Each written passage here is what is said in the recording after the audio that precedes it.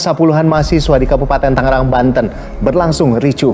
Para pengunjuk rasa mendesak Kepala Kantor Badan Pertanahan Nasional Kabupaten Tangerang, Banten untuk memberikan penjelasan secara gamblang perihal ratusan sertifikat di atas pagar laut.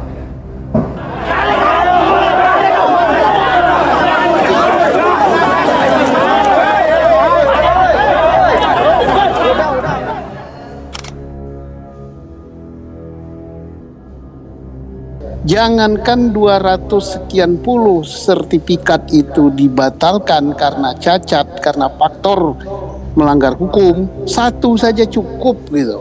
Ya, apalagi tadi sudah 51. Karena itu pasti alas haknya adalah surat-surat atau dokumen palsu. Mengapa dokumen palsu? Ya jelas nggak mungkin punya tanah di situ dan sebagainya.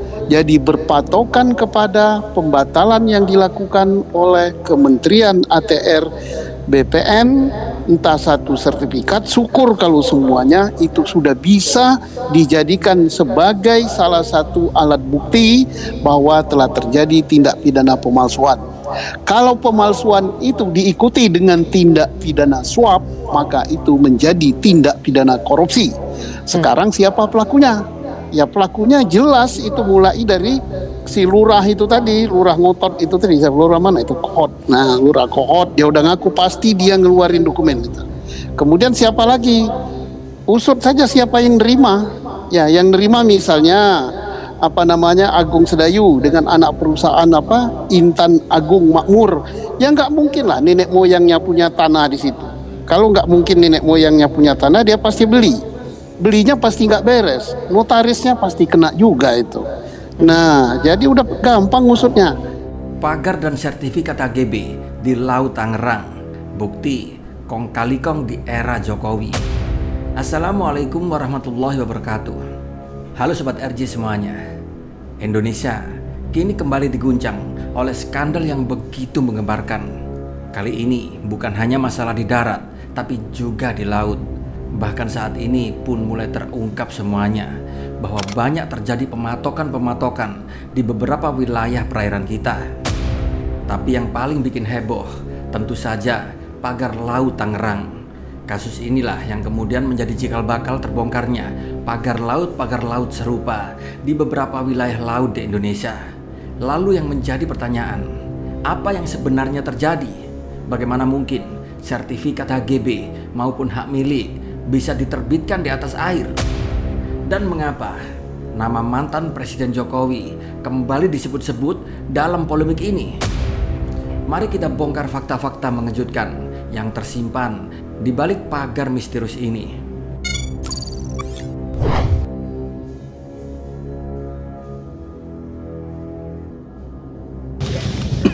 Nah, tadi di sono saya berdebat sama Pak Lurah. Pak Lurah ngotot bahwa itu dulunya empang. Siap, ya, Pak Lurah. Katanya ada abrasi. Kemudian dikasih batu-batu ini dari tahun 2004 katanya. Siap. Karena kalau nggak nyampe sini gitu kata dia. Saya nggak mau debat sama Pak Lurah. Ini kampung dia. Kalau kami debat nggak bisa pulang saya nanti. Tapi begini, mau Pak Lurah itu bilang empang, mau Pak Lurah bilang apa? Yang jelas secara faktual, material tadi kita lihat sama-sama, fisiknya udah nggak ada tanahnya. Betul kan? Betul. Nah, udah nggak ada tanahnya. Karena udah nggak ada tanahnya, saya nggak mau debat soal masalah garis pantai apa nggak mau. Itu toh kalau dulunya empang, kalau yang di sono tadi karena udah nggak ada fisiknya, maka itu masuk kategori tanah musnah. Nah, kalau masuk kategori tanah musnah, otomatis hak apapun di situ hilang. Hak milik juga hilang, hak guna bangunan juga hilang. Kenapa? Barangnya udah nggak ada, gimana ada haknya? Tahun lalu, publik dikejutkan oleh penemuan pagar laut di kawasan Tangerang yang ternyata memiliki sertifikat HGB atau hak guna bangunan. Bukan hanya itu, ada juga beberapa yang malah bersertifikat SHM. Bukankah aneh semua ini? Bagaimana bisa ada sertifikat HGB untuk wilayah yang jelas-jelas berada di atas air? Tapi setelah ditelusuri lebih jauh, fakta yang mencengangkan saat ini pun mulai bermunculan. Pagar tersebut diklaim sebagai milik beberapa perusahaan besar, yang salah satunya adalah Agung Sedayu Group yang memegang hingga 234 sertifikat HGB melalui PT Intan Agung Makmur dan PT Cahaya Inti Sentosa. Di sini pertanyaan besar pun mulai muncul. Bagaimana proses sertifikasi ini bisa terjadi? Dan apakah ini murni kelalaian atau ada permainan di balik layar?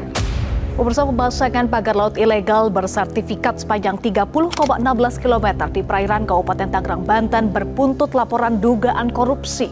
Masyarakat Anti Korupsi Indonesia atau MAKI melaporkan dugaan korupsi dalam penerbitan ratusan sertifikat hak guna bangunan atau SHGB dan sertifikat hak milik atau SHM di area perairan Kabupaten Tangerang, Banten ke Komisi Pemberantasan Korupsi.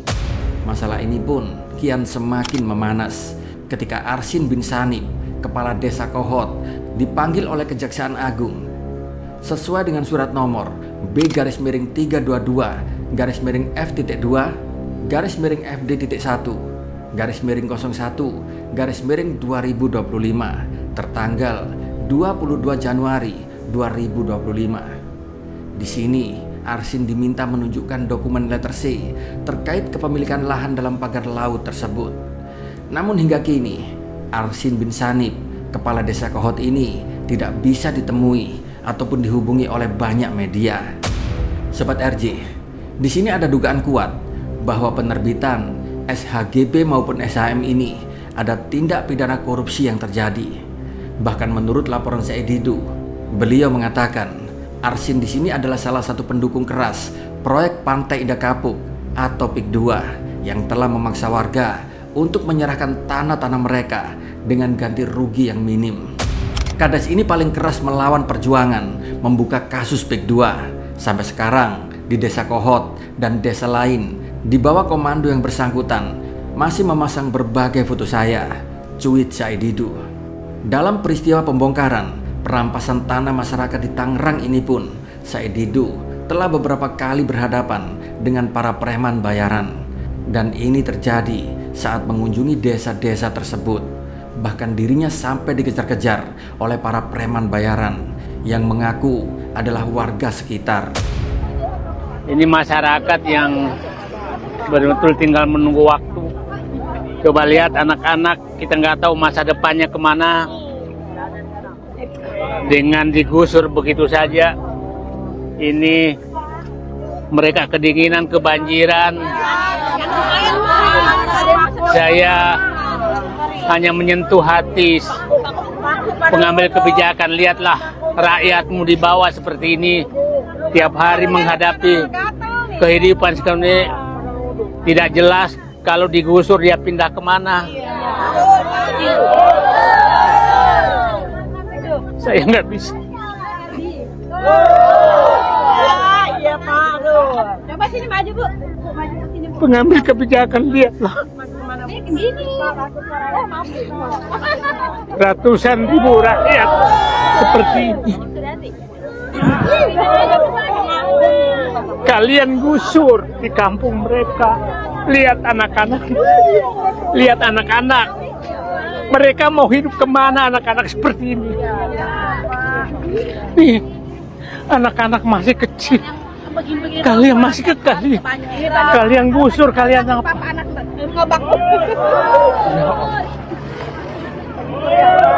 Tega kalian. Coba anak-anak kayak begini. Ya Allah. Mereka mau pindah kemana? Cari hidup di mana? Kalau nggak ngerti kita. Sementara kalian bangun seperti itu. Kalian usir rakyatmu. Kalian bangun seperti itu. Sadis kalian. Sebelum ada bangunan yang kalian bikin ini, mereka tidak pernah banjir. Sekarang tiap hari mereka mengalami hal seperti itu. Jadi berhentilah kalian berbohong, membohongi, menjual. Dan para pendukung-pendukung penggusur rakyat ini, dosa kalian sangat besar. Apakah mungkin Arsin bin Sanib, Kepala Desa Kohot ini menjadi bagian dari jaringan yang lebih besar untuk melancarkan proyek ini? Di tengah panasnya situasi, mantan Presiden Jokowi pun akhirnya angkat bicara. Di sini beliau menegaskan pentingnya untuk memastikan legalitas sertifikat tersebut. Yang paling penting itu proses legalnya, prosedur legalnya dilalui atau tidak, betul atau enggak betul. Itu kan proses dari kelurahan, proses ke kecamatan, proses di kantor BPN kabupaten.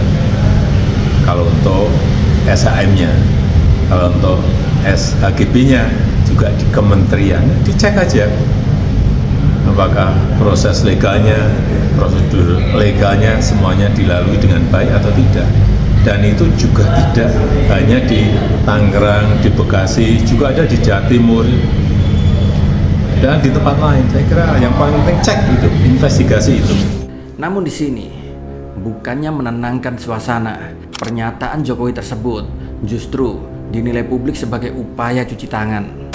Mantan presiden ini seolah menyalahkan para bawahannya, mulai dari menteri serta sistem pelayanan. Dirinya sama sekali tidak menyalahkan atau introspeksi diri atas kebijakan-kebijakan yang dibuat selama dirinya menjabat.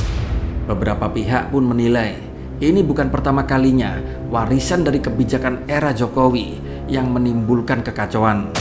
Bapak Presiden Prabowo, lihat rakyatmu digusur, lihat rakyatmu menderita, lihat anak-anak ini mau dibawa kemana mereka? Sekolah nggak ada, tiap hari banjir demi konglomerasi yang kalian bangun di sini. Sekolahannya ayah sedang aset sekolah kalau panjang total panjang. Anak pada sekolah.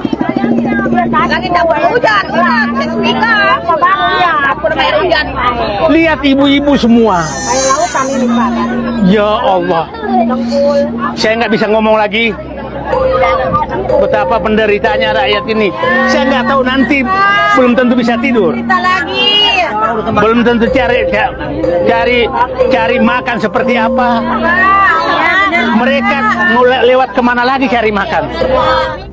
Apakah di sini artinya Jokowi sedang mencoba menyelamatkan reputasinya, atau ada sesuatu yang lebih besar yang ingin ia tutup-tutupi?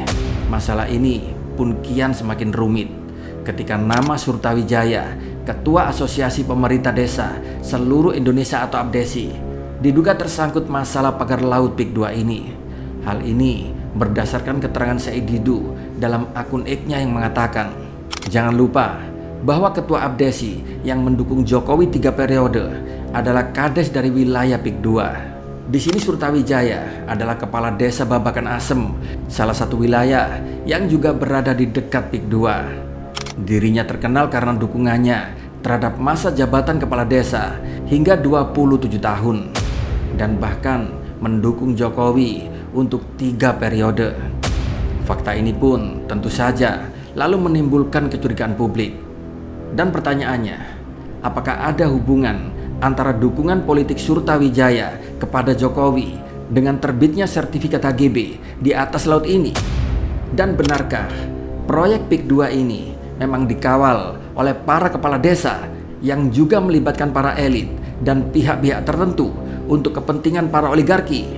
Skandal pagar laut ini di sini pun mengingatkan kita pada proyek reklamasi yang juga menjadi warisan kontroversial di era Jokowi, mulai dari Jakarta hingga Semarang.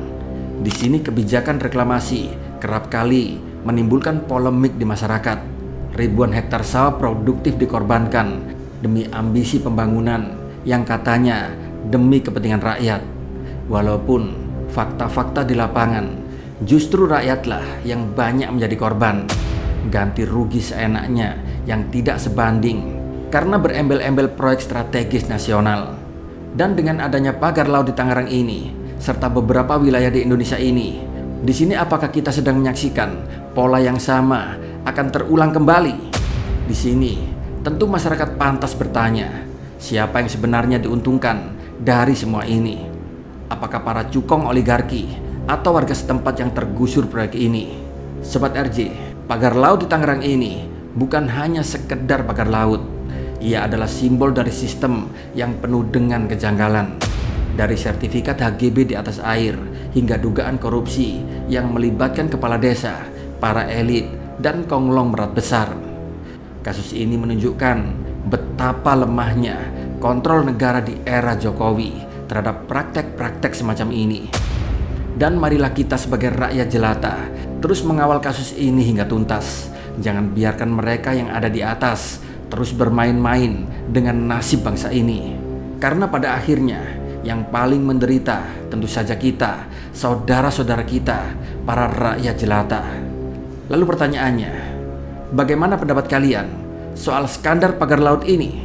Apakah menurut kalian Jokowi adalah orang yang harus bertanggung jawab atas kekacauan ini? Tulis komentar kalian di bawah. Dan jangan lupa subscribe channel Rakyat Jelata ini untuk update terbaru tentang kasus ini. Terima kasih sudah menonton. Wassalamualaikum warahmatullahi wabarakatuh.